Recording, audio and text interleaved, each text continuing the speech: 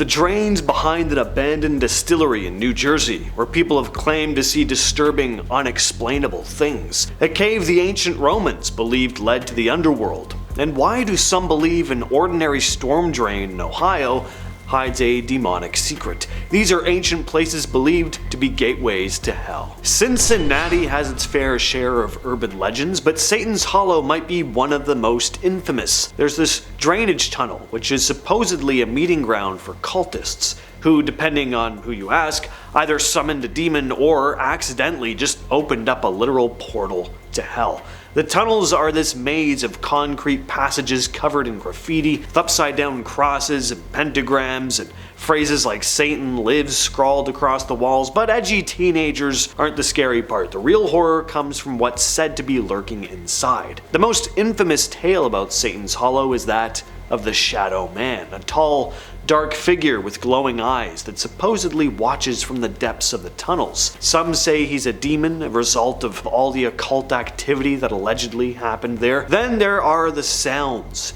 growling, screaming, and strange whispers coming from deep in the tunnels. People who've been brave or stupid enough to go inside claim they've felt something watching them, following them, or even at times touching them. Some have even run out, gasping for air, feeling like something was trying to choke them. But is this just a case of urban legends fueling people's paranoia, or could there really be something more sinister going on in these tunnels? First glance, the drains behind the abandoned Black Prince Distillery in New Jersey look like nothing more than old crumbling tunnels, but some say there's something much more sinister to them. Just like Satan's Hollow, the walls are covered in eerie satanic graffiti, but the deeper you go, the stronger the sense that you're not supposed to be there. The tunnels stretch for hundreds of feet underground, some stacked in layers like the circles of hell. And here's what's really off about this place though. Bones have been found scattered inside. Animal, possibly not animal. The most infamous legend is about a final hidden chamber deep within the system. Supposedly, a pair of giant axes block the entrance, and only those with the quote-unquote right powers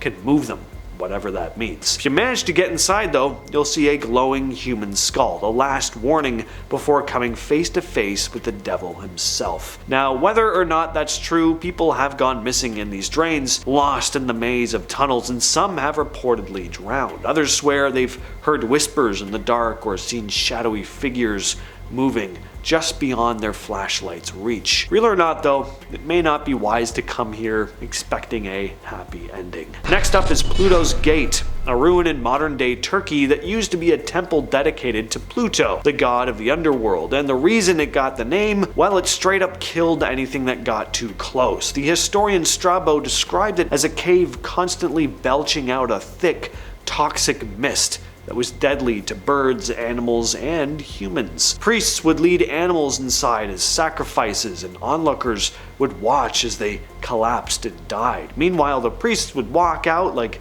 nothing happened. Were they magical? Is this a real gateway to the underworld? Well, no. At least probably not. Turns out the cave sits on a geological fault that releases carbon dioxide in such high concentrations that it just suffocates anything that breathes oxygen. The priests just knew how to avoid the worst of it. It was a legit death trap, so people believed that this was an actual doorway to the underworld. Even today, scientists studying the ruins found that the CO2 levels are still strong enough to kill small animals. So this place is kind of cool because there's some real science backing up the spooky legends. Mount Hekla is one of Iceland's most active volcanoes, but for centuries it was considered much more than that. During the Middle Ages, it gained a terrifying reputation as an actual entrance to hell. Medieval texts described it as the place where damned souls were tossed into eternal fire, and eruptions were thought to be the screams of the tormented. Locals also told stories about witches, demons, and birds that,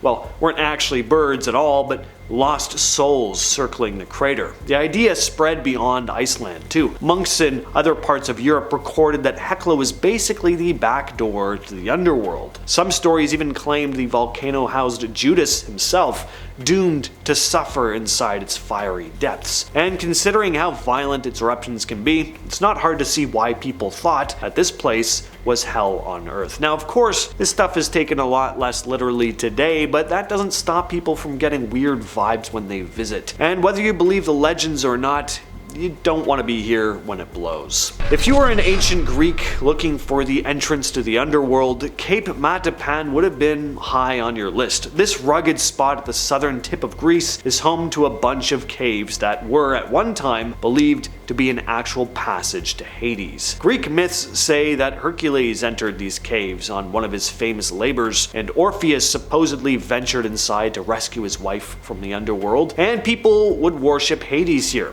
There were shrines dedicated to the god of the dead, and it was considered a sacred place where the living would interact with the spirits of the deceased. Helps that the caves look pretty spooky too. They're deep, reaching deep down into the earth. Considering the underworld was said to be, well, under the living world, makes sense people figured that these caves would have led down to it. The Spanish conquistadors who arrived in Nicaragua in the 16th century took one look at Masaya Volcano and immediately thought, yep, that's the mouth to hell. And honestly, they weren't totally wrong. The thing is an active volcano with a constantly bubbling lava lake, so it looks exactly what you'd expect a portal to the underworld to be. The natives had already considered the volcano sacred long before the Spanish arrived. They believed Masaya was home to a powerful goddess, and they'd perform sacrifices, possibly even human ones here, to keep their goddess happy. The Spanish, though, they weren't thinking about goddesses. They saw the unending fire and figured it was literal hell. A friar named Francisco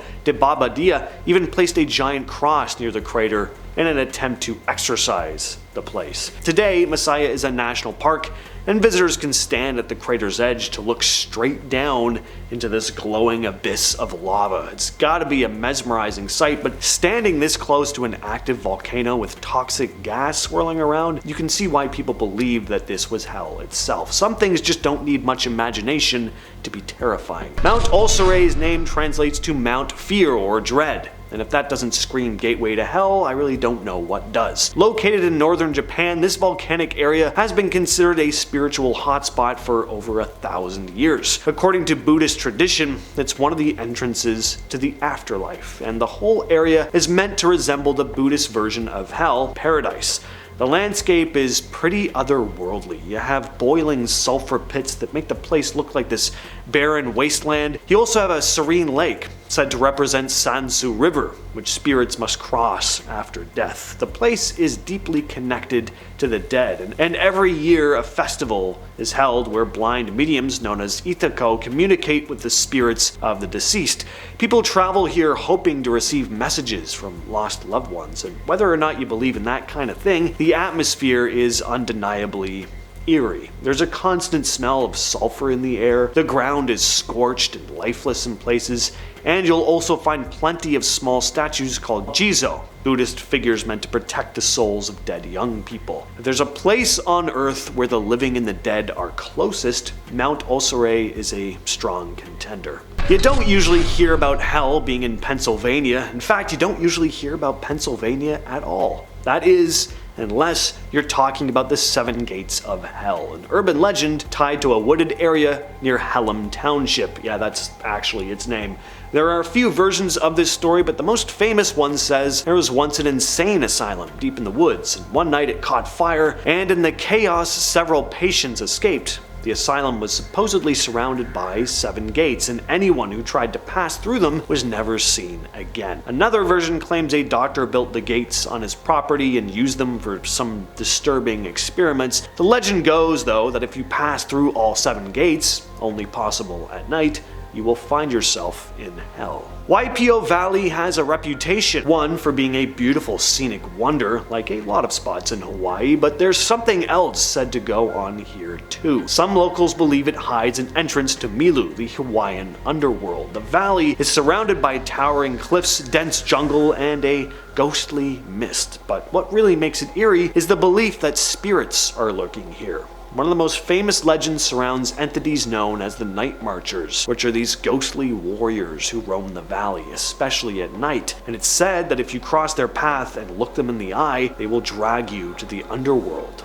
There's a lot of history to Waipiʻo too. It was once home to Hawaiian royalty, and ancient burial sites are scattered throughout. Hikers and campers have reported strange encounters, chanting in the distance, the sound of footsteps when no one is around, and the overwhelming feeling of something lurking, waiting, and watching from the thick trees. Fengdu Ghost City has been around for over 2,000 years, and people actually believe it's a real gateway to the underworld. Located on the Ming Mountain in China, this place is packed with temples, shrines, and statues depicting hellish punishments straight out of Chinese mythology. The idea is that souls have to pass through Fengdu on their way to the afterlife, going through a series of tests to determine where they end up. One of the most famous spots is the Bridge of Helplessness, which souls supposedly have to cross while judgment is passed on them. If you fail the test, the bad news, you're getting tossed into the underworld. Here you'll also find the Tianzi Palace, where the King of Hell himself is said to reside. Tourists